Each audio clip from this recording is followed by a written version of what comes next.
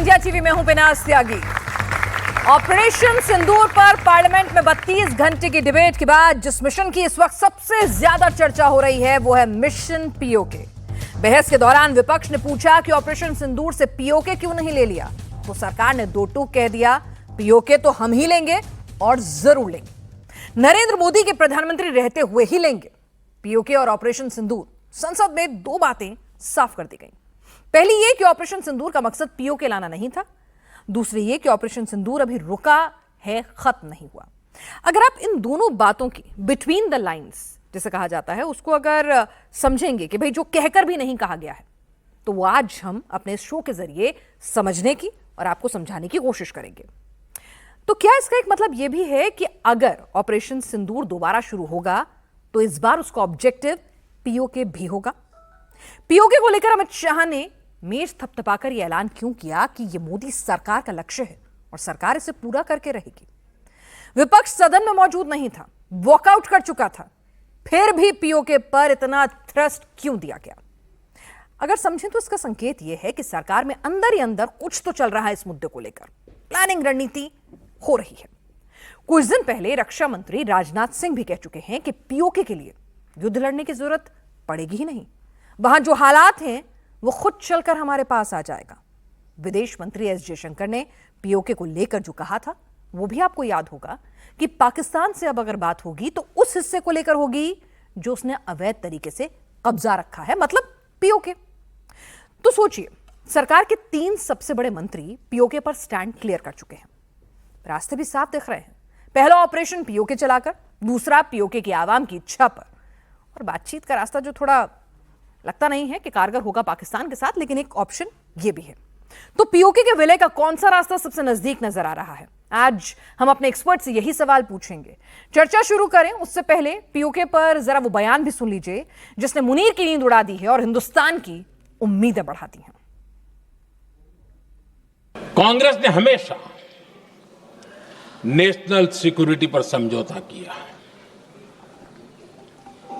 आज जो लोग पूछ रहे हैं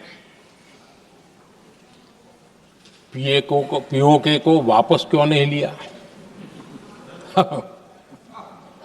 वैसे ये सवाल मुझे ही पूछ सकते हैं और किसको पूछ सकते हैं।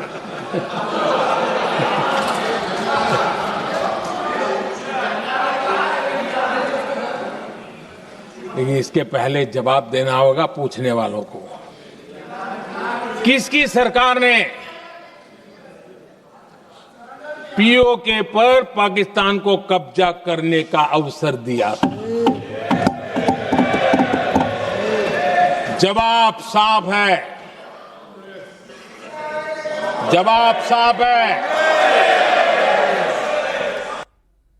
14 से 30 साल तक भारतीय जनता पार्टी की ही सरकार रहने वाली है। मैं कांग्रेस पार्टी को कहना चाहता हूं, पाक ऑक्यूपाई कश्मीर आपने दिया था, मगर लेने का काम भारतीय जनता पार्टी की सरकार ही करेगी और कोई। तो सदन से सरकार ऐलान कर चुकी है कि पीओके तो लेकर रहेंगे, पाकिस्तान की नींद उड़ी हुई है, तो पीओके अब कितनी दूर और कब आएगा पीओके, इसी पर चर्चा करेंगे। हमारे साथ खास मेहमान इस वक्त जुड़ चुके हैं। लेफ्टिनेंट जनरल संजय कुलकर्णी हमारे साथ हैं, जोरदार तालियों से स्वागत करें। मेजर जनरल वीके दत्ता हमारे साथ हैं, एयर कॉमोडोर एएस बहल हमारे साथ हैं, और वैभव सिंह विदेश मामलों के जानकार, जियोपॉलिटिकल एक्सपर्ट हमारे साथ हैं। तो देखिए कि यहां अगर देखा जाए ऑब्जेक्टिव क्लियर नजर आ रहा है बहल साहब, यहां पर पब्लिक का मूड भी नजर आ रहा है, सरकार ने भी सदन के भीतर से ऐलान कर दिया है। तो अब मेरा सवाल और शायद पूरे आवाम का सवाल यही है, पीओके हमसे कितनी दूर है? ये हमारी आवाज है, पीओके अब हमारे पास है। और हाउस योर जोश? ये तो हाई नहीं है, मेरी आवाज आपसे ज्यादा हाई है। हाउस योर जोश? अब पीओके हमारा है। ओके, हम कहते हैं कि पीओके हमारा है। हम ऐसा क्यों कहते हैं?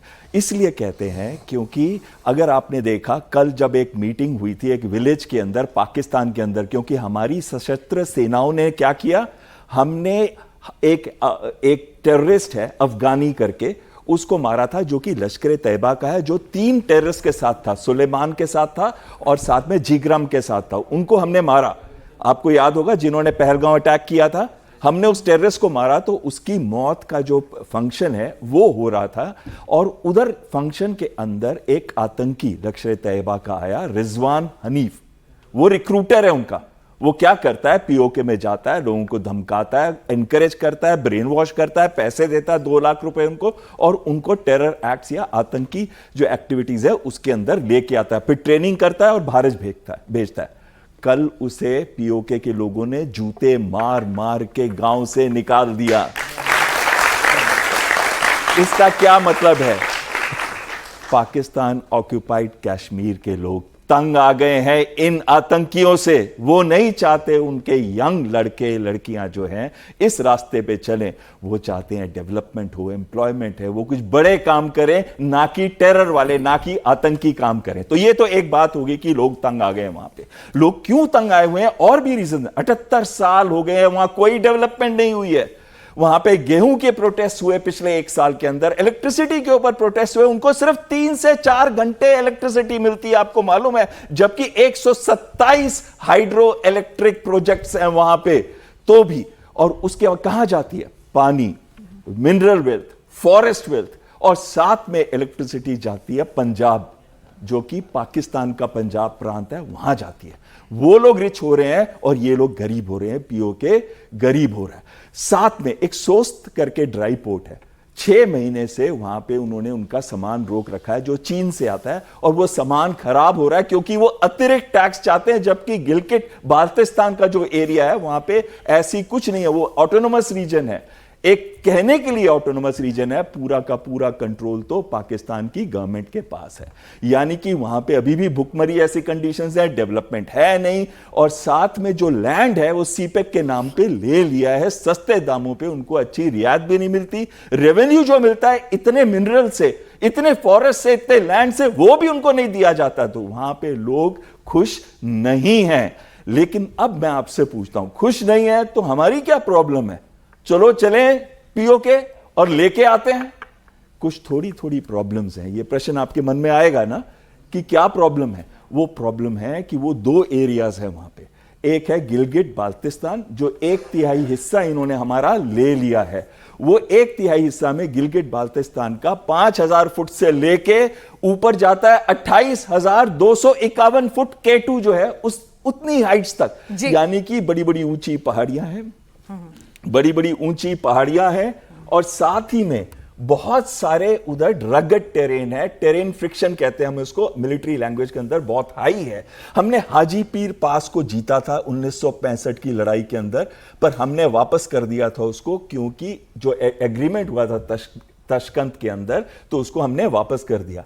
और अब पाकिस्तान ने क्या किया है, बहुत सारी वहां पे फोर्टिफिकेशंस कर दी हैं, बहुत सारी डिफेंसिव पोजीशन बना दी हैं। इससे उनकी मिलिट्री को वहां पे ऐसी जगहों पे रखा गया हिल के ऊपर, जहां पे उनको ऑक्यूपाई करना या उनको डिफीट करना मुश्किल हो सकता है। दूसरी चीज आती है कि सीपेक जाता है वहां से, चाइना पाकिस्तान इकोनॉमिक कॉरिडोर, उन्होंने वहां पे हाइड्रो इलेक्ट्रिक प्रोजेक्ट बनाए हैं, डैम बनाए हैं, और साथ में बनाया है जो हाईवे, काराकोरम हाईवे जो चलता है जिनजियांग प्रोविंस जो चाइना के अंदर है, वहां से निकलता है 1300 किलोमीटर इस्लामाबाद और रावलपिंडी तक आता है इसी के दौरान, इसी जगह से। तो क्या चीन हमको पीओके लेने देगा इतनी आसानी से? यह दूसरा प्रश्न आ जाता है। लेकिन साथ में मैं आपको बताता हूं 1971 की जब लड़ाई हुई थी, जिसमें मुक्ति बाहिनी ने हमको मदद की, तो हम बांग्लादेश को आजाद कर पाए। अगर पीओके के लोग भी खड़े होते हैं तो हमारी सशस्त्र सेनाओं के लिए आसान हो जाएगा, लेकिन यह बहुत लंबा समय लेगा क्योंकि यह पहाड़ी इलाका है। एक बार फिर बोले हम, आज हमारा नारा है पीओके हमारा है। ठीक है वैभव, सुनने में हमें सबको मालूम है पीओके हमारा है, और हर कोई चाहता है कि वो हमारा सिर्फ नारों में ना रहे, बयानों में ना रहे, हकीकत में हमारा हो जाए और हम वहां पर जा सकें। तो अपना हिस्सा हमारे पास आने के लिए अभी हमें क्या करना होगा? सरकार को वेट एंड वॉच पॉलिसी करनी होगी कि वहां खुद ही इतनी नफरत, इतना सब कुछ उबले कि हम बस एक ट्रिगर का इंतजार करें, या फिर कहीं ना कहीं there is only one way कि आपको सेना लेके जानी होगी? देखिए, जब हम पीओजेके की बात करते हैं तो क्या हम सिर्फ पीओजेके की बात कर रहे हैं या हम साथ में उसमें गिलगित बल्तिस्तान को भी इंक्लूड कर रहे हैं? जैसे सर ने बताया कि पीओजेके में जो आम जो मूवमेंट है, जैसे आरिफ शाहिद जो कि वहाँ पे आज़ादी के बाद से 1947 से आज तक जितने भी पॉपुलर लीडर हुए उनमें सबसे पॉपुलर लीडर आरिफ शाहिद हुए। आरिफ शाहिद जो है वो हमेशा से पाकिस्तान से जो है पीओजेके को आज़ाद कराने की बात करते थे और वो हमेशा ये कहते थे कि पीओजेके के अंदर जो एट्रोसिटीज़ हैं, जिस तरह से वहाँ पे लोगों को मारा जा रहा है, जिस तरह से आईएसआई वहाँ पे लोगों को गायब कर देती है, डेमोक्रेटिक मूवमेंट्स को दबाती है, आरिफ शाहिद ने उसके खिलाफ बहुत जो है लंबी तहरीक चलाई, बहुत लंबी मूवमेंट चलाई और आज़ादी के 1947 से लेकर आज तक आरिफ शाहिद इतना पॉपुलर लीडर कोई नहीं पैदा हुआ। और अगर वो बार बार अगर ये बात वो रिपीटली अगर ये कहते रहे कि हमको जो है वो पाकिस्तान से आज़ादी चाहिए और उनके पीछे लाखों जनता जो है वहाँ खड़ी रही, उसी आरिफ शाहिद को जो है वो पाकिस्तान की आईएसआई ने गोली मारी और उसको गोली मार करके उसकी हत्या करी, क्योंकि वो चाहते थे, और ये बात अब चूंकि वो दुनिया में नहीं है, वो चाहते थे कि वो भारत में शामिल हो। वहां पे लाखों लोगों को वो सड़क पे लेके उतरे थे और उनकी मौत के बाद भी सड़क पे। तो आईएसआई ने एक संदेश दिया पीओजेके की जनता को कि अगर आप आरिफ शाहिद जैसे लोगों के पीछे खड़े होंगे, अगर आप भारत में शामिल होने की बात करेंगे तो आपका अंजाम भी वही होगा जो आरिफ शाहिद का हुआ है। तो आईएसआई क्या है? आईएसआई कोई इंटेलिजेंस एजेंसी नहीं है। आईएसआई एक आतंकवादी संगठन है जो वर्दी पहनता है और वो उस वर्दी के पीछे पाकिस्तान के संविधान की मुहर लगी हुई है। तो काम उनका आतंकवाद है। वो अपनी जनता के ऊपर भी आप देख ले, खैबर पख्तूनख्वा में वो जो कर रहे हैं अभी, जो वहां पे तीरा वैली में जो ऑपरेशन चल रहा है, जहां पे वो आम जनता के ऊपर मोटर शेल फायर कर रहे हैं, अपनी खुद की आवाम के ऊपर, पठानों के ऊपर। बलोचिस्तानी कहानी किसी छुपी नहीं है। तो अगर वो सेम वारदात सिंध में डालते हैं, वही वारदात खैबर पख्तूनख्वा में करते हैं, वही वारदात अपनी जनता के साथ वो बलोचिस्तान में करते हैं, तो पीओजेके में क्यों नहीं करेंगे? तो वहां पे भी जो जनता है वो ऑप्रेस्ड है, वो आईएसआई के हाथों जलील होती है, मार खाती है, मारी जाती है। सबसे बड़ी बात ये देखिए, पाकिस्तानी जो कश्मीर जिहाद का जो नारा है, वो नारा किसका है? क्या बलोचिस्तान के लोगों का नारा है? नहीं। क्या वो खैबर पख्तूनख्वा के लोगों का नारा है? नहीं। क्या वो सिंध के लोगों का नारा है? नहीं। ये नारा जो कश्मीर जिहाद का है, ये नारा पाकिस्तानी पंजाबियों का है, उन लाहौरियों का है जो वहां पे मीडिया में बैठ करके ये बातें करते हैं। और आप कभी भी देखेगा, मंजूर पश्तीन जो कि पश्तून तहफ़्फ़ुज़ मूवमेंट के लीडर हैं, जो कि पश्तूनों की सबसे बड़ी ऑर्गेनाइजेशन है, जो एनजीओ है वहां पे खैबर पख्तूनख्वा में, अब तो वो पार्लियामेंट में भी है, मोहसिन दावड़ और अली दावड़ वगैरह। तो वो जो है, उनसे पूछा गया कि क्या कश्मीर जिहाद होगा तो आप जाएंगे लड़ने? पंजाबी जर्नलिस्ट जो है वो कभी भी जाता है किसी भी लीडर के पास, पाकिस्तान के किसी भी दूसरी कौमियत के, चाहे वो बलोच हो चाहे पश्तून हो, तो उससे पूछते थे कश्मीर जिहाद के लिए आप लोगों को कहेंगे? तो उसने ये बड़ा अच्छा जवाब दिया। उसने कहा कि भाई देखिए, हम तो बहुत जिहाद कर चुके, हमने तो अफगान जिहाद भी किया, और ये जिहाद का जो सौगात है और जो हूरों का जो सपना है, हम चाहते हैं कि अब ये पंजाब के लोगों को भी मिले और पंजाब के लोग भी इससे जो है कि फैज़याब हों। और ये मौका सिर्फ पश्तूनों को ही क्यों मिलना चाहिए, 72 हुरों वाला, ये पंजाब के लोगों को भी मिलना चाहिए। तो वहां पे जो जनता है जो कश्मीर में जिहाद करती थी, वो भी तंग आ चुकी है। अब उनके पास पीओजेके में लोग नहीं है लड़ने के लिए, इंडिया में आकर के आतंकवाद करने के लिए। उनके पास खैबर पख्तूनख्वा में लोग नहीं रह गए, बलोच कभी थे ही नहीं। साउथ पंजाब के जो गरीब ऑप्रेस्ड क्लास थी, जो सराइकी बेल्ट है, वहां के लोगों को जबरदस्ती, जो नशे वाले थे उनको जबरदस्ती पैसे रुपए देके भेजते रहे। अब वो भी खत्म हो गए। तो अब इनको, जैसे सर ने बताया, जबरदस्ती पकड़ पकड़ करके उनकी गरीबी की, गुर्बत का फायदा उठा करके उनको भेजा जा रहा है कि भाई तुम जाओ लड़ो। ये जो लड़ाई है, अगर पीओजेके की बात है और गिलगित बल्तिस्तान की बात नहीं करें, तो पीओजेके आप आसानी से ले सकते हैं। आपके लिए मुश्किल कहां होगी? जब आप गिलगित बल्तिस्तान में एंटर करेंगे, क्योंकि वहां चाइना आ जाएगा। क्योंकि नहीं, चाइना ही नहीं, वहां पे अमेरिका के भी इंटरेस्ट है, क्योंकि जो रेयर अर्थ मिनरल्स डिस्कवर हुए हैं गिलगित बल्तिस्तान के अंदर, आप तो सुन रहे हैं ना, डोनाल्ड ट्रंप बहुत पाकिस्तान की तारीफ करने लग गए अचानक से। ये जो ट्रेड वॉर शुरू हुई चाइना और अमेरिका के बीच में, तो चाइना ने क्या किया, अपने रेयर अर्थ मिनरल्स के एक्सपोर्ट के ऊपर बैन लगा दिया कि हम अमेरिका को देंगे ही नहीं। अब जितने भी सेमीकंडक्टर्स हैं, जितने भी मोबाइल फोन्स हैं, जितने भी इलेक्ट्रॉनिक व्हीकल्स हैं, उनको बनाने के लिए, उनकी बैटरीज बनाने के लिए आपको वो रेयर अर्थ मिनरल्स चाहिए। अब दुनिया के 95% रेयर अर्थ मिनरल्स चाइना के पास हैं, उसने बैन लगा दिया। तो डोनाल्ड ट्रंप ने कहा कि भाई और जगह ढूंढो, तो पता चला कि गिलगित बल्तिस्तान में है, वहां से हम सप्लाई ले सकते हैं। तो आसिम मुनीर को जो एक हफ्ते बुला करके डिनर और लंच कराया गया है, उसके पीछे की जो मानसिकता है वो यही है कि अगर चाइना से वो रेयर अर्थ मिनरल्स नहीं आएंगे तो हम गिलगित बल्तिस्तान से निकाले। तो अब गिलगित बल्तिस्तान वो फ्लैश पॉइंट बनने वाला है, क्योंकि अब आसिम मुनीर और पाकिस्तान को ये देखना है कि वो चाइना के साथ खड़े रहेंगे या डोनाल्ड ट्रंप को अलाउ करेंगे कि वो आकर गिलगित बल्तिस्तान से रेयर अर्थ मिनरल्स निकाले। और अगर वो निकालते हैं वहां से रेयर अर्थ, तो वो भारत की जमीन का दोहन करेंगे, हमारे संसाधनों का दोहन करेंगे, तो हमें क्या हम वहां पर जाके खड़े होंगे गिलगित बल्तिस्तान की आवाम के साथ? क्योंकि बलूचिस्तान में भी सोना निकलता है, गैस निकलता है, लेकिन जिस गांव से बलूचिस्तान में गैस निकलती है और वो गैस कराची और लाहौर जाती है, उस गांव में लोग लकड़ी के चूल्हे पे खाना बनाते हैं, उस गांव में जो है गैस कनेक्शन नहीं है। तो क्या यही हाल हम गिलगित बल्तिस्तान की आवाम का, जो कि हमारी जनता है, क्या हम उनका होने देंगे? और एक आखिरी बात मैं जरूर कहूंगा, देखिए सियाचिन ग्लेशियर पे कब्जा हुआ, लोग कहते थे कि वो भी इम्पॉसिबल है। Lieutenant general Sanjay Kulkarni sir यहाँ पे हैं, ही इज द वन, इन्होंने कब्जा करके दिया आपको सियाचिन ग्लेशियर, ठीक है? तो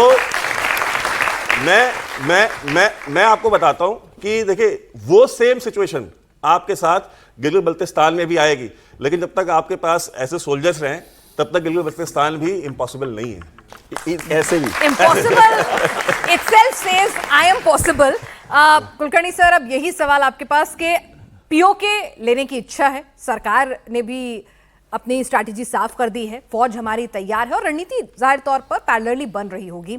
अब 10-15 दिन की रणनीति में तो नहीं हो सकता, जैसा कि विपक्ष चाहता था कि ऑपरेशन सिंदूर में ही पीओके ले आए, लेकिन अगर हम आपसे कहें क्या फेज बाय फेज हम पीओके वापस लेंगे या फिर सीधा ऑल आउट वॉर का ऐलान करेंगे, या फिर कुछ कुछ हिस्सा जहां पे अनरेस्ट है उसको अपने पास करते जाइए धीरे धीरे, जब वक्त आएगा तो बड़ी लड़ाई लड़ लेंगे?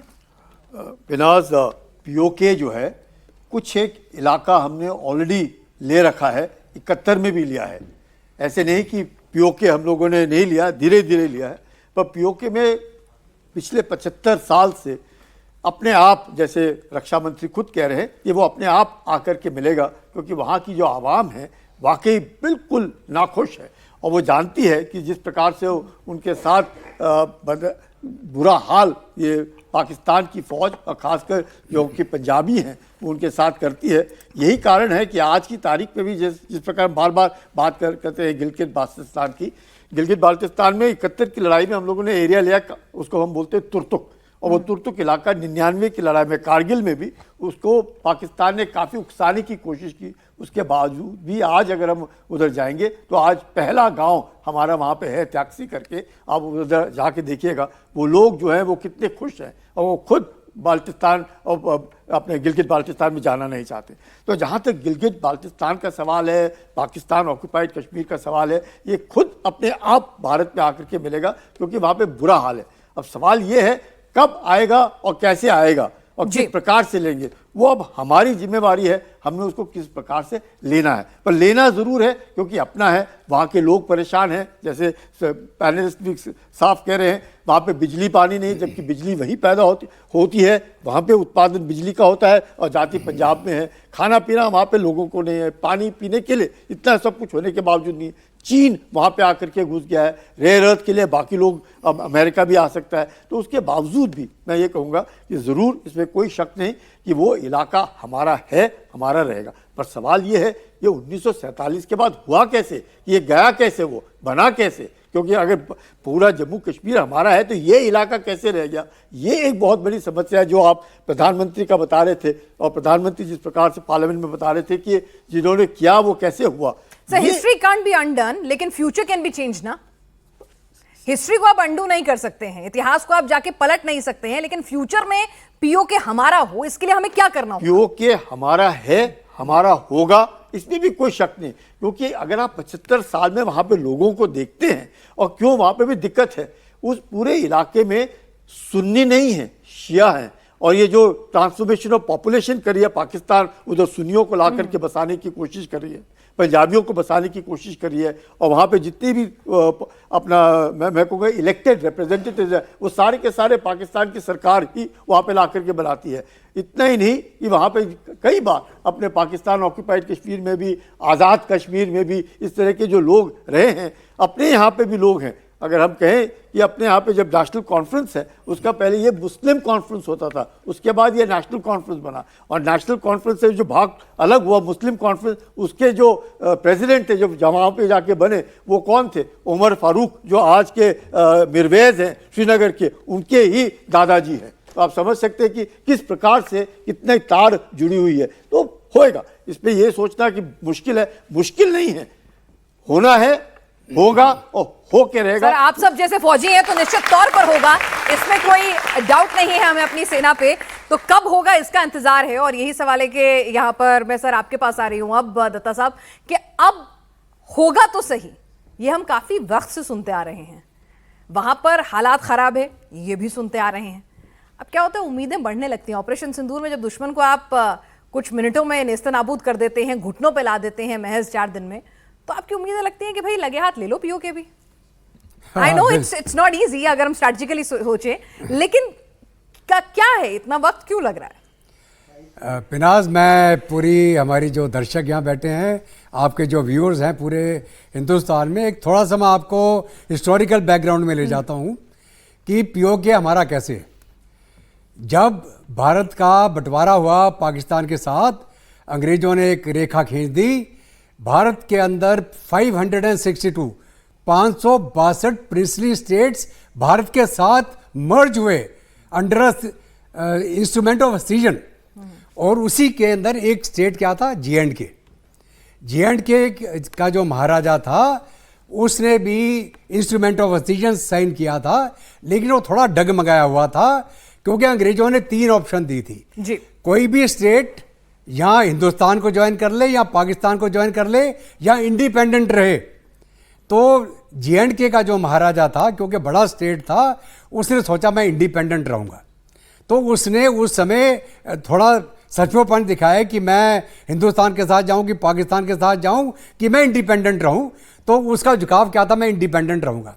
तो जब उसने ये पाकिस्तान को लगा कि इंडिपेंडेंट रहना चाहता है, तो पाकिस्तान ने रजाकार और पाकिस्तानी फौज भेज के जे.एंड.के के अंदर हमला कर दिया। और तब जो महाराजा था हरी सिंह, उसने 27 अक्टूबर 1947 को इंस्ट्रूमेंट ऑफ सीजन साइन किया, और वो सीजन साइन होते ही भारत की फौज श्रीनगर में लैंड हुई, और जो पाकिस्तानी घुसाए थे उनको मार मार के, धक्का मार के पीछे निकालना शुरू किया, और उनको वहां तक धक्का मार दिया जहां पर आज क्या है, लाइन ऑफ कंट्रोल। और वो लाइन ऑफ कंट्रोल क्यों बनी, क्योंकि हमारा तब जो प्रधानमंत्री था श्री नेहरू, जवाहरलाल नेहरू, वो गए यूनाइटेड नेशन में सीज फायर मांगने के लिए। पाकिस्तान नहीं गया था, सीज फायर हमने मांगा, जबकि भारत की फौज उनको धक्का मार के पीछे निकाल रही थी। अगर हम उस टाइम सीज फायर नहीं मांगते, यूनाइटेड नेशन में नहीं जाते, इंडियन आर्मी पाकिस्तान को धक्का मार के वापस उसकी बाउंड्री में धकेल देती, और आज पीओके का मसला होना ही नहीं था। मैं खुद जे.एंड.के का हूं, मेरे फादर जे.एंड.के स्टेट फोर्सेस में थे, मेरे फादर कोटली के अंदर पोस्टेड थे। अगर आपने नाम सुना हो, मीरपुर कोटली, वहां पे एक कंपनी के साथ 3 महीना लड़े, वो पाकिस्तानियों को घुसने नहीं दिया। और हमारा पैरा ब्रिगेड इंडियन आर्मी का जब नौशहरा झंगड़ के माध्यम से कोटली में लिंकअप हुआ, तो हुक्म आया कि आप कोटली को खाली कर दीजिए इमीडिएटली। तो मेरे फादर ने बोला तो पीओके खाली कराना ना, सुनो वो कैसे होगा? हाँ, तो मैं आ रहा हूं उसके ऊपर। तो हमने कोटली जो हमारा था उसको दे दिया। क्यों? हुक्म आया किसका? शेख अब्दुल्ला का और नेहरू साहब का, कि हमको मीरपुर कोटली, ये पंजाबी बेल्ट है, ये नहीं चाहिए, हमको सिर्फ श्रीनगर वैली चाहिए, क्योंकि वहां पे शेख अब्दुल्ला का होल्ड है। लेकिन अब तो मोदी जी का और अमित शाह जी का बयान आ चुका है ना, तो उम्मीदें इसीलिए बढ़ गई हैं। पीओके वापस कैसे आएगा? पीओके हमारा है, इंस्ट्रूमेंट ऑफ सीजन, उसकी 24 सीटें हमारी उसकी जे.एंड.के असेंबली के अंदर खाली पड़ी हुई हैं, उनका इंतजार कर रही है। आज के दिन में पाकिस्तान के 4 टुकड़े होने वाले हैं, बलूचिस्तान, खैबर पख्तूनख्वा, पीओके हमारा आएगा, सिंध और पंजाब रह जाएगा, जो पंजाबी मुसलमान, पंजाबी पाकिस्तान आर्मी। तो ये वक्त है जबकि हिंदुस्तान, हमारे चाहे इंटेलिजेंस एजेंसीज हो, कवर्ट ऑपरेशंस हो, हम आस्ते आस्ते पाकिस्तान को अंदर से खोखला कर रहे हैं। और साथ में पाकिस्तान खुद 2 किश्ती पे सवार हो गया है, एक चीन की किश्ती, एक अमेरिका की किश्ती। और आप जानते हैं कि आदमी जब 2 किश्ती पे सवार होता है तो क्या होता है, उसका डूबेगा वो। तो पाकिस्तान खुद डूबेगा, डूबने में हम उसकी मदद करेंगे।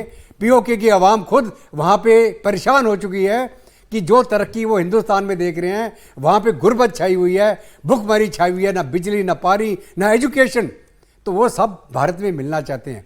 तो फाइनली क्या है कि हमको जब इंडियन आर्मी को हुक्म दे दिया जाएगा, भारत की गवर्नमेंट ने एक फैसला ले लिया है, पीओके हम लेंगे, उसकी प्लानिंग अभी मान के चल रही है। वो किस प्रकार एग्जीक्यूट होगा हम पाकिस्तान को नहीं बताना चाहते, लेकिन मैं आपको अश्योर करना चाहता हूं आज नहीं तो कल पीओके हमारा होगा। चलिए, पीओके हमारा होगा, ये तय है। क्या सवाल है आपका? बैठ के ही पूछ सकते हो, कोई बात नहीं। सर, मेरा नाम कंचन मिश्रा है और मेरा क्वेश्चन ये है कि जैसे सैम मानेकशॉ के टाइम पे जो वॉर हुआ था, या फिर जो पुलवामा अटैक पे काउंटर अटैक हुआ था, हमारा सर्जिकल स्ट्राइक, या फिर अभी पहलगाम के लिए ऑपरेशन सिंदूर हुआ, तो इन सभी अटैक्स के टाइम पे लोगों में ये हुआ कि अब तो पीओके हमारे पास ही आएगा। और एज एन अगर हम अपने स्टडी पॉइंट ऑफ व्यू से देखें तो हम लोग इन स्कूल और अभी कॉलेज में भी अगर हम अपना मैप देखते हैं तो हम पीओके को एज एन इंडिया का पार्टी देखते हैं। तो सर एक्चुअली वो कितने टाइम के अंदर वो आ जाएगा इंडिया में? पेशेंस जवाब दे रही है, नर्सरी से मतलब अब कॉलेज में आ गए तो अब कह रहे हैं कि अब तो चाहिए। ऐसे है, ऑपरेशन सिंदूर जो है हाँ। वो पीओके के लिए नहीं था। हाँ। ऑपरेशन सिंदूर सिर्फ आतंकी गढ़ों को बर्बाद करने के लिए था। तो ये कई गलत फहमी में हम लोग हैं कि ऑपरेशन सिंदूर पीओके को लेने के लिए नहीं था। तो ऑपरेशन सिंदूर 2.0 होगा क्या? नहीं, ऑपरेशन सिंदूर पाकिस्तान पे हमला करने के लिए भी नहीं था। ठीक है। ऑपरेशन सिंदूर सिर्फ पाकिस्तान में उन आकाओं को जो टेररिस्ट ऑर्गेनाइजेशंस हैं, लश्कर तैयबा है, जैश ए मोहम्मद है, हिजबुल मुजाहिदीन है, बावलपुर में, मुरीदकी में, जैसे साहब बता रहे थे, कोटली में, मुजफ्फराबाद में, ये जो आतंकी संगठन और गढ़ थे उनको बर्बाद करने के लिए ऑपरेशन सिंदूर। ऑब्जेक्टिव ऑपरेशन सिंदूर का जो पहला था वो आतंक के खिलाफ था, तो क्या ऑपरेशन सिंदूर 2.0 अगर होता है तो उसमें एक ऑब्जेक्टिव पीओके भी हो सकता है? ऐसी इच्छा तो है, लेकिन स्ट्रैटेजिकली हम समझेंगे। बहल साहब से आप अपना सवाल पूछें, फिर इस सवाल को आपके पास लेकर आती हूँ। हाँ, मेरा नाम सुभाष तनेजा है, मैं रिटायर्ड बैंकर हूँ। तो मेरा लर्नड पैनलिस्ट से ये एक क्वेश्चन है कि जैसे हमारी वहाँ की लोकल गवर्नमेंट है JNK में, आप लोग क्या समझते हैं कि पिछले जैसे हमारा एक्सपीरियंस रहा है डॉक्टर फारूक अब्दुल्ला के टाइम में, क्या वो मन से फुल्ली सपोर्ट करेंगे पॉक के लिए इंडिया को? ठीक है, वैभव एक सवाल अगर जी अगर पूछ लें। वो कह रहे हैं कि पूरा सपोर्ट मिलेगा जम्मू कश्मीर के आवाम का और वहां की पार्टियों का। जी बिल्कुल मिलेगा। और आप ये देखें, मैं पार्टियों का तो मुझे नहीं पता कि वहाँ की पॉलिटिकल पार्टीज कितना सपोर्ट करेंगी या नहीं करेंगी, बट आवाम जो है हमारे जम्मू कश्मीर की वो भी सपोर्ट करेगी और पाकिस्तान ऑक्यूपाइड जम्मू एंड कश्मीर के लोग भी सपोर्ट करेंगे। और जैसा मैंने कहा कि वो हमेशा से ही सपोर्ट करते रहे हैं। आप ये देख लीजिए कि पाकिस्तान ऑक्यूपाइड जम्मू कश्मीर में एक भी इंटरनेशनल एयरपोर्ट नहीं है, लेकिन जब वो भारत की तरफ, भारतीय कश्मीर, जम्मू कश्मीर की तरफ देखते हैं तो वो देखते हैं कि श्रीनगर इंटरनेशनल एयरपोर्ट है। जब वो स्पोर्ट्स की, स्टेडियम्स की फैसिलिटी देखते हैं, हेल्थ केयर की फैसिलिटी देखते हैं, जब वो बिजली का हाल देखते हैं हमारी तरफ, जब वो महंगाई का हाल देखते हैं अपने यहाँ पे और हमारे साइड, तो उनको समझ में आता है कि ये जो जम्मू कश्मीर के लोग हैं, एक्चुअली ये ऑपरेस नहीं, ऑपरेस तो हम हैं, क्योंकि हर एक फैसिलिटी इनको मिल रही है। टूरिज्म इनके यहाँ होता है, चाहे वो भारत के अंदर से, देखिए भारत के अंदर, भारत की आबादी 140 करोड़ है, हमारी जो मिडिल क्लास है वो लगभग 70 करोड़ की मिडिल क्लास है हमारी। 70 करोड़ लोग जो है वो छुट्टियां मनाने जम्मू कश्मीर एक रीजन में जाते हैं, उससे वहां के लोग की जो लाइफस्टाइल है, उनकी जो आमदनी है वो कितनी बढ़ती है। तो जब ये चीजें वहां पाकिस्तान ऑक्यूपाइड जम्मू कश्मीर में बैठे हुए लोग देखते हैं तो उनकी उम्मीदें बढ़ती है, वो चाहते हैं कि वो जाएं, वो भारत का हिस्सा बने। और एक चीज देखिए, जो बिजली बनती है, बिजली की बात हुई पीओजेके की, देखिए पीओजेके की बिजली जो बनती है वो पंजाब जाती है, पंजाब से फिर जो बिजली बचती है वो वापस डाइवर्ट की जाती है पीओजेके, तो उसकी जो कॉस्ट है वो भी दुगनी हो जाती है।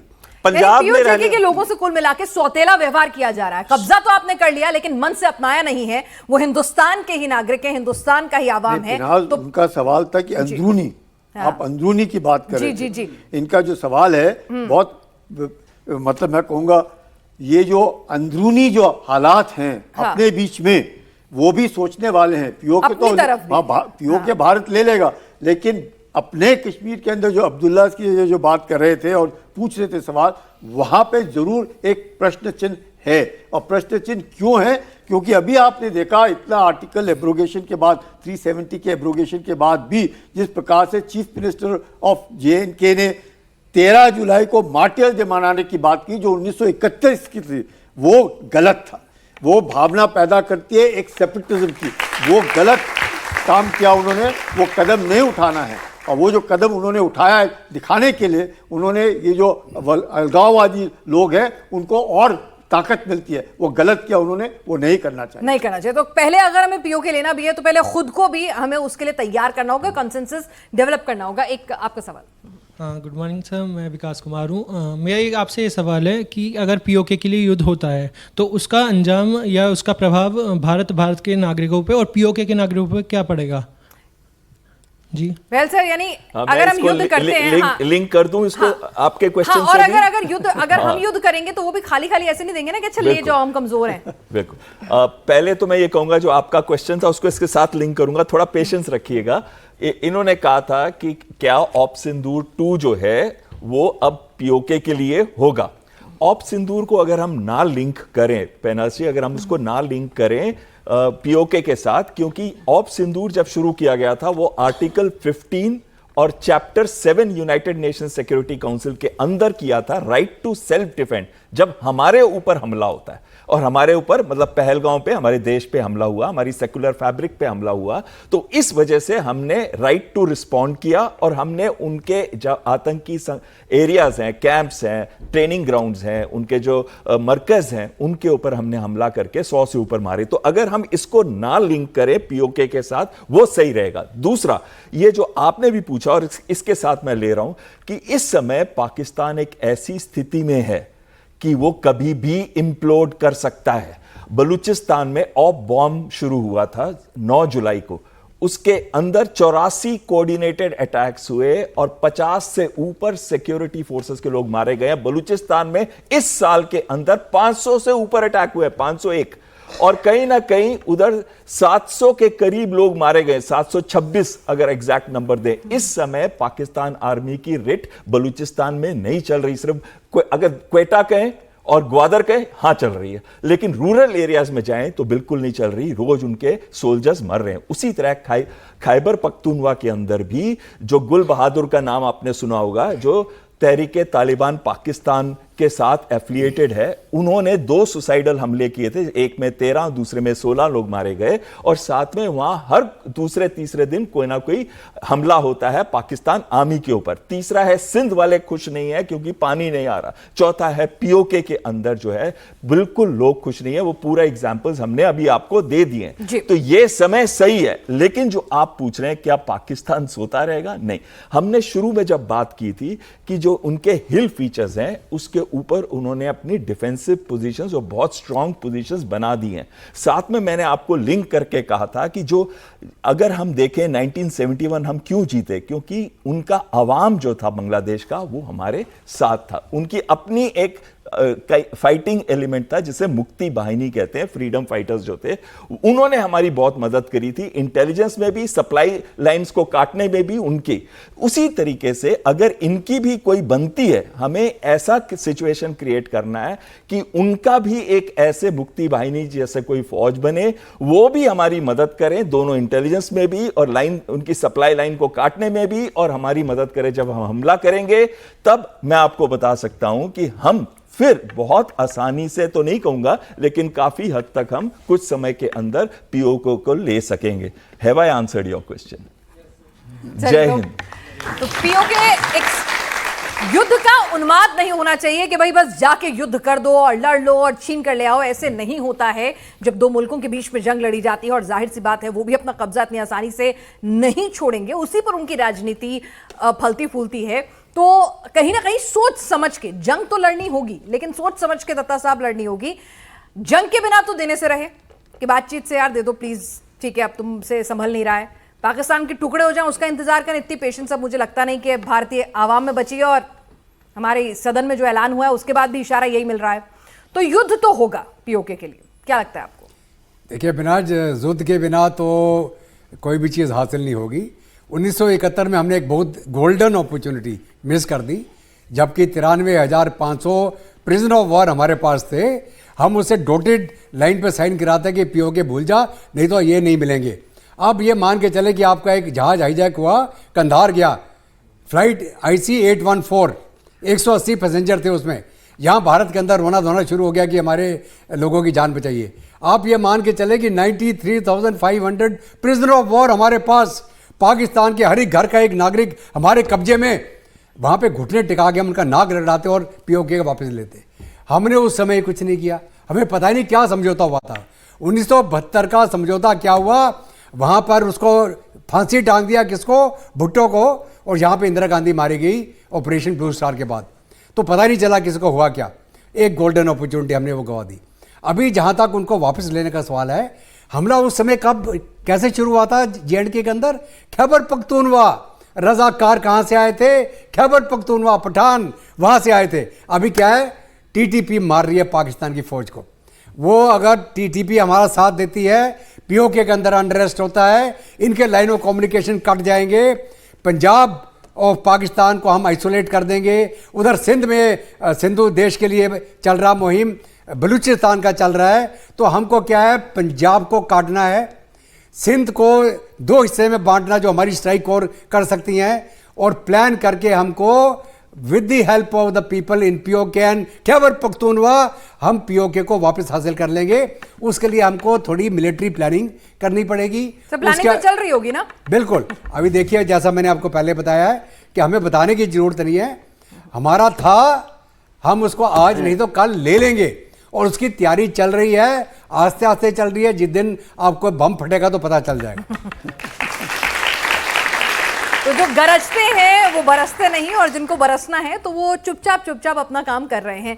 लेकिन लेफ्टिनेंट जनरल कुलकर्णी, एक सवाल जो एक आवाम के बीच में आता है कि भाई हम उनसे ज़्यादा ताकतवर हैं, उनके घर में हालात ठीक चल नहीं रहे, उनके पास खाने को पैसे नहीं हैं।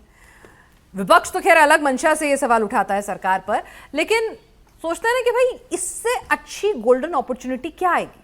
कितना और इंतजार करें, कितना और पकने दें? साल, 2 साल, 10 साल, कितना और इंतजार? ये टाइम ले करना बहुत मुश्किल। 75 साल तो हो ही गए, इसमें तो कोई शक नहीं कि 75 साल हो गए। पाकिस्तान का जियो स्ट्रैटेजिक लोकेशन जो है, उसमें आप देख सकते हैं कि चीन के वो पहलू में जाके बैठा हुआ है, नंबर 1। नंबर 2, किस प्रकार से अमेरिका अब पहले भी मदद करता था और अब भी मदद करने में लगा हुआ है। मतलब पाकिस्तान अमेरिका का उमराव जान बना हुआ है और उधर चीन का वो पिट्ठू बना बैठा है। तो ऐसे हालात में, और 24 बार उसने IMF से लोन लेकर के अपने को जिंदा रखा हुआ है। तो पाकिस्तान एक ऐसा देश है, उसको अपनी तरक्की नहीं, उसके बीच में सिर्फ भारत के बरखिलाफ एक इतना जबरदस्त दुश्मनी है कि उसने भारत के साथ लड़ना है। अगर हम ये सोचते हैं कि अब पाकिस्तान के साथ बातचीत करेंगे, बातचीत से मसला हल होगा, बिल्कुल हल नहीं होगा। पाकिस्तान के साथ वही बर्ताव करना पड़ेगा जो पाकिस्तान ही समझता है। वो भाषा पाकिस्तान, बातचीत वाली भाषा पाकिस्तान नहीं समझता है। पाकिस्तान को लातों के बूथ बातों से नहीं मानते, ये बात सही है। और उसको सिखाने के लिए अपने पास एक ही तरीका है। अगर पाकिस्तान ने अपने हद पार की तो पाकिस्तान को सबक मिलेगा, और वो कार्रवाई शुरू हो चुकी है। ऑपरेशन सिंदूर में क्या हुआ? बार बार ये अपने देश के बीच में लोग बोलते हैं कि अमेरिका ने मध्यस्थता की, अमेरिका ने मध्यस्थता की। अमेरिका ने नहीं मध्यस्थता की, पाकिस्तान ने जाके अमेरिका को बोला कि किसी तरीके से हमें बचाओ। और किसने घुटने टेके? पाकिस्तान ने घुटने टेके। किसने बातचीत की? पाकिस्तान ने बातचीत की, उनके DGMO ने बातचीत की। तो ये कहना कि किसी वक्त भी वक्त लगेगा, इसमें कोई शक नहीं। जैसे सब पैनलिस्ट कह रहे हैं, गिलगित बाल्टिस्तान में $50 अरब पाकिस्तान में, गिलगित बाल्टिस्तान के अंदर ही किसने लगाए हुए हैं? चीन लगाया हुआ है। पूरा चाइना पाकिस्तान इकोनॉमिक कॉरिडोर वहां से आ रहा है। पाकिस्तान ने 1963 में क्या दे दिया? शक्सगम घाटी किसको दान दे दी? चीन को दान दी। 5100 स्क्वायर फुट के इलाका जो सियाचिन ग्लेशियर को लगकर आता है, वो उसको गिफ्ट दे दिया। तो आप समझ सकते हैं, अगर पाकिस्तान इस तरह की हरकतें कर रहा है, इतना करने के बाद उस पाकिस्तान को जिसको डोनाल्ड ट्रंप बोलते थे बिल्कुल एकदम निकम्मा देश है, गद्दार है, जिसने अमेरिका के पैसे खाए और हमारे ही पीठ पीछे चूरा गोपा आज उसके साथ नाच रहा है। तो पाकिस्तान का जो जवाब बहन जैसे कहा, आज पाकिस्तान अमेरिका का उमराव जान है। अब थोड़ा वक्त लगेगा, इसमें कोई शक नहीं। वैभव, ठीक है, फौज की अपनी रणनीति है, तैयारी कर रही है। जाहिर सी बात है कि ये सोचना कि पुलवामा होगा, पहलगाम होता है, उसके बाद अचानक से हम POK ले लेंगे, नहीं होता है। आपको पूरी युद्ध की प्लानिंग करनी होती है। लेकिन जाहिर सी बात है, कूटनीतिक स्तर पर भी हम भी जानते हैं अमेरिका का सपोर्ट मिलेगा, चीन के अपने इंटरेस्ट हैं, उसका पैसा लगा हुआ है, पर हम ये भी कहते हैं हमें अपनी जमीन वापस चाहिए। तो ये होगा कैसे, और आपको क्या टाइमलाइन नजर आती है इसकी? अगर मैं कूटनीतिक हालात को, सामरिक हालात को समझाने के लिए अपने दर्शकों के लिए पूछूं तो देखिए, दुनिया में कोई भी आपका दोस्त नहीं है। पहली बात तो इस बात को आप समझ लीजिए, दुनिया में कोई दोस्त नहीं होते हैं। कोई परमानेंट दुश्मनी भी नहीं होती किसी से। बेसिकली आपके हित होते हैं, जब वो हित किसी दूसरे देश के हित के साथ मेल खाते तो वो आपका दोस्त बन जाता है, जब नहीं खाते तो वही देश आपका दुश्मन बन जाता है। बहुत सारे मुद्दे हैं जिस पे अमेरिका आपको तंग करता है, लेकिन आप उसको अपना स्ट्रेटेजिक पार्टनर भी बोलते हैं। बहुत सारे मुद्दे हैं जिनके ऊपर आप चाइना के साथ कोलैबोरेट भी करते हैं, आप ट्रेड करते हैं, $100 बिलियन, $150 बिलियन, और उसको कितने और $100 बिलियन पे हमको लेके जाना है। तो देखिए, दुनिया में जितनी भी लड़ाइयाँ हैं या जितनी भी दोस्तियाँ, उनमें से कोई भी परमानेंट नहीं है। एक दौर था जब अफगान तालिबान जो थे वो आपके दुश्मन थे, आज वही अफगान तालिबान आपके साथ कोलैबोरेट कर रहे हैं अफगानिस्तान के अंदर, आज आपकी उनके साथ दोस्ती है। आप कभी नॉर्दर्न अलायंस का जब मेंबर थे तो वो आपकी जान के पीछे पड़े थे, आपका जो एलाइज थे, जो नजीबुल्ला टाइप के लोग, उनको वो फांसियां दे रहे थे, जबकि आपने बहुत कोशिश करी कि वो ना हो, लेकिन वो नहीं हुआ।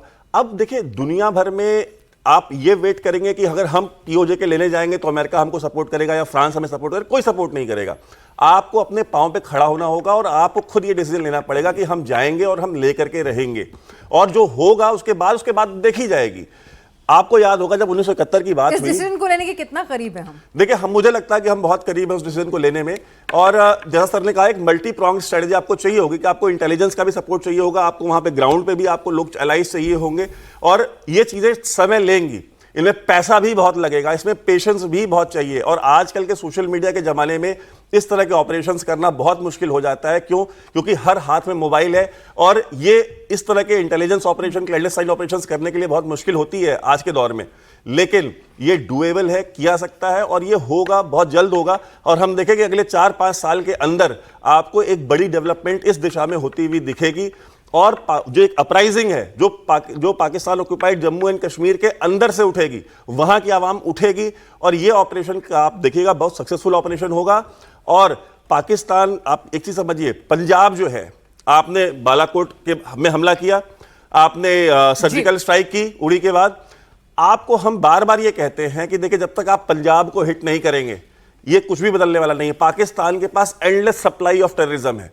ये जो हमारा अप्रोच है, जिससे मैं बिल्कुल एग्री नहीं करता हूं, ये गलत अप्रोच है कि जब हम बोलते हैं कि हम आतंकवादियों को मारेंगे, पाकिस्तान के आवाम को या वहां की सेना को नहीं मारेंगे, यहीं पे आप गलती करते हैं। जब आपने बालाकोट में हमला किया तो उनकी एयरफोर्स आई आपको जवाब देने के लिए। उन्होंने ये नहीं कहा कि ठीक है आपने आतंकवादी मारे तो हम नहीं उनको ओन करते, उन्होंने ओन किया उनको। वहां पे आपने मुरीदके में और यहां पे आपने हमला किया तो उनकी आर्मी और एयरफोर्स आई आपको जवाब देने के लिए, उन्होंने उनको ओन किया। वो अपने आतंकवादियों को ओन करते हैं, तो समय आ गया है कि आप भी अपनी पाकिस्तान ऑक्युपाइड जम्मू एंड कश्मीर की जनता को ओन कीजिए और उनकी रक्षा के लिए आप वहां जाइए। चलिए, आपकी इस बात में से सबसे अच्छा अगर हमारे ऑडियंस को लगा होगा कुछ तो है कि 5 साल की आपने डेडलाइन दे दी है, तो होपफुल है मतलब। हाँ, ये योजना जो बहुत बड़ी नहीं है, 75 साल कुलकर्णी सर ने कहा हो गए, निकल चुके हैं, तो शताब्दी से पहले काम निपटाना है। बेल सर आऊंगी, एक सवाल भी है, उसके साथ ही अपना सवाल भी जोड़ूंगी जी। हाय, माय नेम इज पूजा। मैं पूछना चाहती हूँ कि जैसे सब कहते हैं पीओके आएगा कब आएगा, लेकिन हम उसके लिए सोशली और इकोनॉमिकली उसे मतलब एक्सेप्ट करने के रेडी है, उसके लिए इंटीग्रल हैं हम लोग या फिर नहीं? इंडिया पैसा है हमारे पास, ताकत है हमारे पास पीओके लेने की। बेल साहब देखिए, चौथी बड़ी आर्थिक हम इकोनॉमी है आज, और हम तीसरी बड़ी होने वाले अगले साल तक हो जाएंगे। $4 ट्रिलियन की इकोनॉमी है, और पाकिस्तान की क्या इकोनॉमी है? $412 बिलियन। उनके 40 से 44% लोग भुखमरी की कंडीशन में रह रहे हैं, भारत के कितने हैं? 5.25%, कुछ भी नहीं है उस मुकाबले में। भारत का डिफेंस बजट उनसे 10 गुना ज्यादा है। आप किसी भी हालत में देख लें, भारत को किसी तरीके से हम पाकिस्तान के साथ कंपेयर नहीं कर सकते। अगर वो इंटीग्रेट रहने की कोशिश कर रहे थे तो इंटीग्रेट बहुत अच्छा होगा। लेकिन इसमें मैं 2 चीजें और ऐड करना चाहता हूं। सबसे पहली चीज जो बहुत ही इंपॉर्टेंट है वो ये आती है कि अगर हम चीन और अमेरिका, इनका 2 का इन्वॉल्वमेंट है, तो हम अगर अटैक करेंगे हमारे ऊपर ये बहुत बड़ा प्रेशर रहेगा, क्योंकि पहली इकोनॉमी और दूसरी इकोनॉमी और वर्ल्ड की पावर्स जो है वो हमारे अगेंस्ट एक्ट कर रही होंगी। इसके लिए बहुत जरूरी है कि जमीन से उठे वहां पे इंसरेक्शन, वहां से जमीन से रिवोल्ट उठे, तभी हम इसको जस्टिफाई कर पाएंगे, जैसे हमने 1971 में जस्टिफाई किया था। सर, जस्टिफाई करने की क्या जरूरत है? मेरी जमीन है ना, वो तो उनके टुकड़े करा रहे थे। लेकिन एक बड़ा सवाल ये उठता है कि भाई मुझे अपना सामान वापस लेना है ना, तुम्हारे पे नहीं कब्जाना। अमेरिका कुछ करे तो कोई उसको मोरल ड्यूटी सिखाने नहीं आता, जाके इजराइल कुछ करे, वहां लोग भूखे मर रहे हैं बच्चे, वहां कोई उसको कुछ मोरल ड्यूटी सिखाने नहीं आता, सारी नैतिकता हमारे पल्ले है। नहीं, नैतिकता नहीं है ये इशू है कि अगर हम उनको, दो दुश्मनों को हमारे ऊपर कुछ ना करने दें। आपको याद होगा 1971 में भी 7th फ्लीट ने सेल किया था भारत के अगेंस्ट, लेकिन जब तक वो आए हमने अपने एम्स अचीव कर लिए थे। और साथ में मैं ये कह रहा हूं कि अगर उधर से हो, मैं जस्टिफाई के लिए नहीं कह रहा हूं, मैं ये कह रहा हूं उनकी मदद के बगैर, उनके इंसरेक्शन के बगैर, और तब चीन और अमेरिका हमारे अगेंस्ट कुछ नहीं कर सकते, क्योंकि वो जो देश है वो अपने आप हमारे साथ ज्वाइन करना चाहता है। और दूसरी चीज है जो एक बहुत महत्वपूर्ण चीज इन्होंने कही, वो ये कही, ये प्रॉब्लम सॉल्व क्यों नहीं हो रही आतंकवाद की? ये इसलिए सॉल्व नहीं हो रही कि जो आतंकवाद कराते हैं, जो कठपुतलियों की तरह उनके पॉलिटिशियंस को नचाते हैं, जहां इमरान खान को जेल में उन्होंने रखा हुआ और 5 अगस्त को इतना बड़ा हंगामा होने वाला है, तो वो लोग जो है वो तो पाकिस्तान आर्मी के चीफ, ISI चीफ, उनके कोर कमांडर हैं। जब तक वो लोगों को हर्ट नहीं होगा, जब तक उनके मन में खौफ नहीं होगा, जब तक वो नहीं मारे जाएंगे या उनके ऊपर अटैक्स नहीं होंगे, तब तक उनके अंदर खौफ नहीं आएगा और वो आतंकवाद का रास्ता नहीं छोड़ेंगे। और यही चीज शायद आप बताने की कोशिश कर रहे थे। सवाल आपका जी। मेरा नाम कशिश है सर। मेरा सवाल आपसे ये है, आप जैसे कह रहे हैं कि पीओके तो हम लेके छोड़ेंगे, तो पीओके के नागरिकों की इच्छा है हिंदुस्तान में शामिल होने की? बिल्कुल। मैंने खुद एक ऐसे चैनल पे गया जहां पे पीओके के बड़े बड़े लीडर्स भी साथ में ज्वाइन थे, उनके जर्नलिस्ट जिनके ऊपर अत्याचार किया गया वो भी थे, और सबके सब इस समय कह रहे हैं भारत क्यों नहीं कुछ कर रहा। यहां तक कि बलूचिस्तान में पीओके एक साइड कह रहा है, बलूचिस्तान वाले भी हमसे कह रहे हैं, उन्होंने तो अपनी आजादी घोषित कर ली है, मीर यार बलूच ने, और ये किए उन्होंने मई जून के अंदर, तो वो भी हमसे कह रहे हैं कि हम उनको रिकॉग्नाइज करें, लेकिन अभी हम इंटरफेयर नहीं कर रहे। पीओके हमारे साथ मिलना चाहता है age of yesterday, not age of today, और हम उसको एक ना एक दिन साथ में लेके चलेंगे। यानी कि पीओके लाने के लिए पेशेंस चाहिए, वो पेशेंस 75 साल का हो चुका है, अब थोड़ा और इंतजार कर लीजिए। आपका सवाल। सर, मेरा नाम अंकित भारद्वाज। जैसा कि आपने अभी कहा, पीओके भी हमारे साथ होना चाहता है, अमेरिका और चाइना पाकिस्तान के साथ है, तो हमारे साथ भी तो कोई देश होगा ना। दत्ता साहब, ये जवाब आप दें। बिल्कुल, देखिए ऐसा है, भारत के साथ 140 करोड़ की आवाम, भारत की second largest army number, 4th strongest army, 4th strongest economy in the world, nuclear power, आपकी एयरफोर्स, नेवी पूरे इंडियन ओशन को डोमिनेट करती है। एयरफोर्स हमारी जो मिसाइल पावर है, हमारी जो क्षमता है, जो हमने दिखाई ऑफ संदूर के दौरान, वो हमारी ताकत है। हमें अमेरिका और चीन और किसी की मदद की ज़रूरत नहीं है, हमारी अपनी क्षमता इतनी है। आप अपने ऊपर भरोसा रखें, आप आत्मनिर्भर हो जाएं, और भारत के अंदर जो दुश्मन है, जो ऑफ संदूर से भी खुश नहीं है, उनको हमें निपटना पड़ेगा पहले अंदर, और भारत की शक्ति को कोई चैलेंज नहीं कर सकता। क्या सवाल है आपका? जी पूछें। मेरा नाम चंचल है और मेरा क्वेश्चन ये है आपसे कि हमें पीओके या सैन्य ताकत से मिलेगा या सरकारी कूटनीति से मिलेगा? कुलकर्णी सर। देखिएगा, अगर पीओके में रहने वाली आवाम भारत के अंदर विलय चाहती है और चाह रही है, तो उसके विलय में वक्त नहीं लगता है, फिर बहुत आसान हो जाता है। अगर हम लोगों ने लड़ के लेना है तो उसके लिए थोड़ा प्लानिंग और वक्त लगेगा। ये कहना कि कल कर देंगे, मैं खुद कह सकता हूँ कल नहीं हो सकता है, वक्त लगेगा, क्योंकि वहाँ पे देश, अलग अलग देश बहुत बाहर के वहाँ पे आकर के बैठे हुए हैं, क्योंकि पाकिस्तान में तो हिम्मत है नहीं। पाकिस्तान गिलगित बाल्टिस्तान बाद में ले लेंगे, पहले थोड़ा शुरुआत करें, कुछ ऐसा हो सकता है? देखिए, मैं जैसे कहा 71 में कुछ पार्ट गिलगित बाल्टिस्तान के हमारे पास है, वो मैंने आपको बताया, तुर्तुक करके जगह है जो आज हमारे पास है। वहाँ के बाल्टी लोग जो है वो भारत के साथ हैं, और वो खुद देखते हैं कि उनके जो रिश्तेदार हैं उनका क्या हाल हो रहा है बाल्टिस्तान के अंदर, कोई शक नहीं। लेकिन आवाम अगर आपके साथ है, जो आज है, इसलिए रक्षा मंत्री कह रहे हैं कि हमें ज़्यादा परेशान होने की जरूरत नहीं है, पीओके अपने आप आकर के भारत के साथ विलय करेगा। वैभव, जिस तरह से लगातार सरकार की तरफ से बयान आ रहे हैं, और अब तो सदन के भीतर भी आ रहे हैं, कोई चुनावी रैली के बयान नहीं है, तो आप को क्या कुछ जो आपकी जियोपॉलिटिकल एनालिसिस है वो कहती है कि तैयारियां चल तो रही हैं? तैयारी चल भी रही है। और देखिए, मैं आपकी जनता के लिए, जो ऑडियंस है उनके लिए मैं बताना चाहूँगा कि सरदार सिकंदर हयात 1975 में प्राइम मिनिस्टर बने, so called prime minister PoK के, तब से लेकर के आज तक 2025 तक, 1975 से लेकर 2025 तक एक भी कश्मीरी प्रधानमंत्री उनके सो कॉल्ड आज़ाद कश्मीर का बना नहीं है। सारे के सारे पंजाबी प्रधानमंत्री बने हैं वहां पे आप सोचिए कि आप इसको इस तरह से समझिए कि जम्मू कश्मीर का मुख्यमंत्री 1975 से लेकर 2025 तक अगर आप सिर्फ किसी यूपी वाले को या किसी पंजाब वाले को या किसी हरियाणा वाले को बनाते रहिए तो जम्मू कश्मीर में रहने वाली आवाम की भावना क्या होगी। और वो सारे के सारे जो इलेक्शंस होते हैं वो रिग्ड होते हैं, तभी तो वहां पे एक पंजाबी प्रधानमंत्री बनता है ना, चुन करके तो नहीं आता, वहां की जनता तो उसको चुन करके नहीं भेजती। और जो भी गवर्नमेंट इस्लामाबाद में होती है, जिस भी पार्टी की गवर्नमेंट होती है 1947 से लेकर आज तक जिस भी पार्टी गवर्नमेंट इस्लामाबाद में आती है उसी पार्टी की गवर्नमेंट पीओजेके में भी आ जाती है 24 घंटे के अंदर। ये कैसे होता है?